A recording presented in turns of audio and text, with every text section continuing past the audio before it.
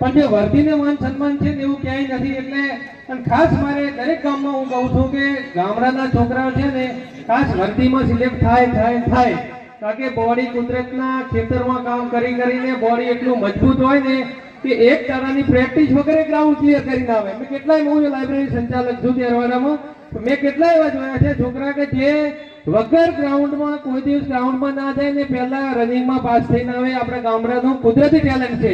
એટલે મારે ગામ વતી અને આ એક સદારામ સેવા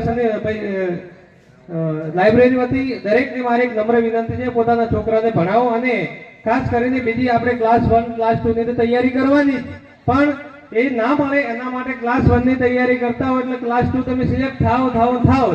મેં કારણ કે જીપીએસસી ઇન્ટરવ્યુમાં ફેલ થઈને આવેલો છું, હાલ હું કેન્દ્ર સરકારની નોકરીમાં છું, પણ આપણે જે લક્ષ્ય છે ને એ ઊંચું જ રાખવાનું, ક્યારેય નીચું વિચારવાનું જ નહીં. માટે દરેકનો આભાર કે મને સ્ટેજ ઉપર બોલાયો અને અહીં સ્ટેજ ઉપર બેસવાનો મોકો આપ્યો. મારું સાસરું છે અને પરવણભાઈ મારા શાળા છે.